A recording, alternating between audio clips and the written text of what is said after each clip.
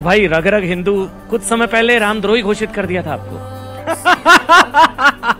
नहीं, हिंदुओं ने अभी कुछ समय पहले हिंदुओं ने नहीं किया था, एजेंडाधारियों ने किया था, एजेंडा जीवियों ने किया था। बाकी सबको पता है कि भाई ठीक है, बालक है, मेहनत कर रहा है, लगा हुआ है, थोड़ी बहुत गलती राइट लेफ्ट हो गई, अच्छी बात है, लेकिन फिर से राम के पथ पे। दिल के सबसे करीब कन्हैया भाई आपके, मनोज भाई आपके, पहले कन्हैया भाई आपके दिल के सबसे करीब वो भजन, वो पंक्तियां जो आज आप सुनाना चाहें, प्रभु राम को समर्पित, रामलला को समर्पित और प्रधानमंत्री नरेंद्र मोदी के संकल्प को समर्पित।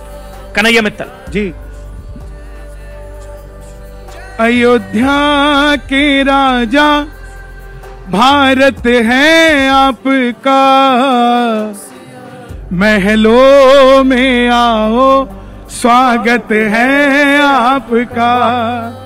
जो भूल हुई हमसे क्या बात है, हमें माफ जरा कर दो। महलों में राजा राम तुम पाओ जरा धर दो।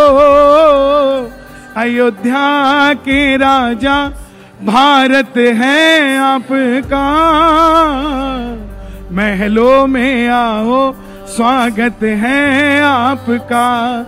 बाबर ने राम जी के मंदिर को तोड़ा, बाबर ने राम जी के मंदिर को तोड़ा। मोदी और योगी ने मंदिर को जोड़ा। आए भगवाधारी है, मंदिर की तैयारी है। आए भगवाधारी है, मंदिर की तैयारी है। अयोध्या के राजा भारत है आपका, महलों में आओ स्वागत है आपका। आपके चैनल के माध्यम से मैं दुनिया से पूछना चाहता हूं, और यहाँ जो साधु संत बैठे हैं वो भी जोर से जवाब देना। सीता माता के विवाह के बाद उन्हें वनवास मिला, क्या महल मिल पाया? रावण हर के ले गया, क्या महल मिल पाया? जब राजा राम जीत कर आए वापस महल मिल पाया? भगवान वाल्मीकि के आश्रम चली गई, क्या महल मिल पाया? दोनों बेटों को पाल पोस कर बड़ा किया, क्या महल मिल पाया? धरती से उपजी सीता धरती में समा गई। जो काम त्रेता में नहीं हुआ वो काम कलयुग में होने जा रहा है। महाराजा राम के साथ महारानी सीता का भी हम स्वागत करते हैं। आपका महल कोई बना नहीं पाया, आपका ये प्रेम कोई ले नहीं पाया। अब मेरी आधी आधी लाइन के बाद जय श्री राम होना चाहिए अगर बात सच हो तो। अब राज तिलक होगा, उत्सव ये बड़ा होगा। सारा भारत मेरा अयोध्या में खड़ा होगा। अयोध्या के राजा भारत है आपका, महलों में आओ। कन्हैया भाई आप गाना गा रहे हैं, वो बुजुर्ग जो जमीन पर बैठकर आपको सुन रहे हैं, एक बार उनका जरूर बात करूंगा मैं। मेरे ख्याल से उनकी मन की अनुभूति क्या है, उनके चेहरे को देखकर नजर आ रहा है, उनकी आंखें थोड़ी नम है। क्या अनुभूति है, क्या लग रहा है आप जमीन पर बैठकर? जमीन पर बैठ करके मुझको तो ऐसे लग रहा है कि ये जो कलयुग नहीं है, ये स्वर्ग आ गया है। ये गुरुदेव भगवान की कृपा हो गई बहुत बड़ी। और जो सरजू मैया थी उन सबको ही निर्मल को इस पाप को धो करके और पवित्र कर दिया है। बोले सरयू मैया की जय श्री राम, जय गुरुदेव भगवान की। स्वप्न लगता है ये सपने लग रहा है। हमारे गुरुदेव ने नहा ये कल्प दृश्य जो है वहाँ गंगा स्नान नहीं कर पाया, उसी में लगे रहे जीवन, पूरा जीवन। हाँ, पूरा जीवन हमारे गुरुदेव। छोटी छावनी श्री श्री 108 गोपाल दास जी महाराज जो स्वामीनाथ, हम उनके इसी में सभी उपसर्ग हो गया है। कैसे हो गया कि जैसे धरती से माता सीता जी आ गई हो और खीर खा करके परमात्मा गुरुदेव ने जन्म दे दिया हो गए।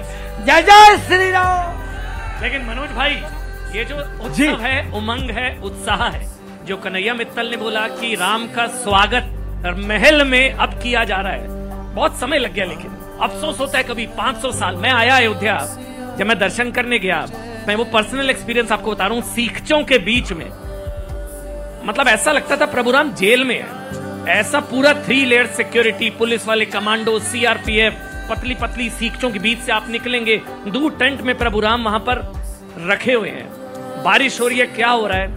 बुरा लगता है कि 70 साल 500 साल हमको लग गए, कहने को हिंदू राष्ट्र, लेकिन लग गए 70 साल 500 साल प्रभु राम को अपना घर देने में। हम लोगों को बुरा लगता है। मनोज भाई 134 साल अगर मैं बताऊं गिन के, तो 1895 में पहला मुकदमा दायर हुआ था इस बात के लिए कि ये श्री राम जन्मभूमि है, यहां मंदिर बनना चाहिए। 1895 और 2019 में माननीय उच्चतम न्यायालय ने कहा कि हां मंदिर बनना चाहिए। 134 साल हम इस देश में, श्री राम के देश में, ये सिद्ध करते रहे कि भैया पहले त्रेता आया था कि पहले कलयुग आया था। हम ये सिद्ध करते रहे कि पहले राम आए थे कि पहले बाबर आए थे, पहले वाल्मीकि रामायण लिखी गई थी कि पहले बाबर नामा लिखा गया था, पहले अयोध्या बसी थी कि पहले समरकंद और फरगाना बसा था। 134 साल, ये वेदना कभी कम नहीं होगी अमन।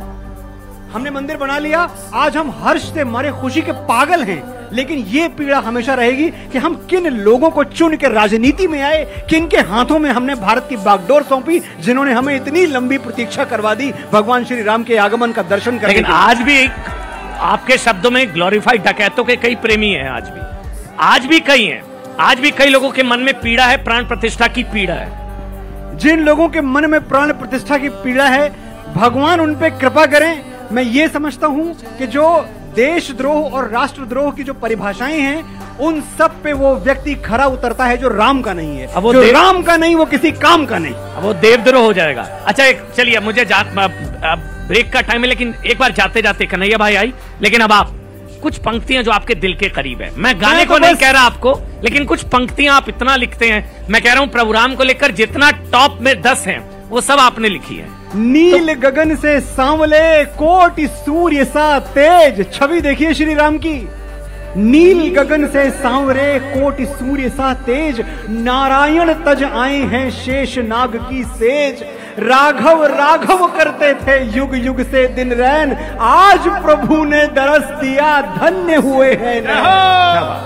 एक और, मेरी चौखट पे चल के आज चारों धाम आए हैं, बजाओ ढोल स्वागत में, मेरे घर राम आए हैं। कन्हैया भाई, जो नहीं आ रहे वो आएंगे एक दिन, जो नहीं आ रहे वो आएंगे एक दिन, प्रभु राम उनको बुलाएंगे एक दिन, नहीं आ रहे जो वो आएंगे एक दिन। कभी राम उन्होंने पुकारा नहीं था, इसीलिए राम ने पुकारा नहीं है। जो गाते नहीं थे वो गाएंगे एक दिन, नहीं आ रहे जो वो आएंगे के दिन। कोई कितना भी कह दे कि मैं सनातनी हूं और कितना भी ढोंग कर ले सनातनी होने का, ये सच्चे सनातनी है देश के अंदर जो ढोंगियों को पहचान ही जाएंगे। और कितना ही बड़ा नास्तिक क्यों ना हो, जो कहता हूं मैं राम को नहीं भजता, उसको कहना मत भज। जब मरेगा ना, 4 लोगों ने उठाया होगा, तब भी तेरे कान में राम की आवाज डाली जाएगी, बिना राम के गति नहीं होने वाली। ऐसे ऐसे ऐसे सनातनियों के लिए एक शब्द होता है, इस्तेमाल कीजिएगा आगे, इच्छाधारी सनातनी। इच्छाधारी हिंदू कह सकते हैं उन लोगों को आप। जाते जाते मनोज भाई, आखिरी कोई संदेश? लगा गए अभी अभी लिखा है, लगा गए मेरे देश को बीमारी, ऐसे ही सनातनी इच्छाधारी। सनातनी इच्छाधारी। मनोज भाई, 22 जनवरी का मतलब आपके लिए आखिरी मुझे वाइंड अप करना है। 22 जनवरी का मतलब, 22 चंपत राय ने मुझे बताया सांस्कृतिक स्वाधीनता का दिन है 22 जनवरी। बिल्कुल, मैं भी यही मानता हूं कि 22 जनवरी को जैसे हम विजय दिवस मनाते हैं, जैसे हम 15 अगस्त मनाते हैं, 26 जनवरी मनाते हैं, मैं ये समझता हूं कि राजनैतिक स्वतंत्रता सांस्कृतिक स्वतंत्रता के बिना अधूरी है। 15 अगस्त 1947 को आजादी के यज्ञ का शुभारंभ हुआ था, 22 जनवरी 2024 को आजादी के यज्ञ की पूर्णाहुति होगी। जय श्री राम। बहुत बहुत शुक्रिया, बहुत बहुत शुक्रिया कन्हैया भाई आपका, और मनोज मुंतशिर आपका। धन्यवाद। जय श्री राम। बहुत जोरदार तालियों के साथ जय श्री राम। बहुत बहुत धन्यवाद।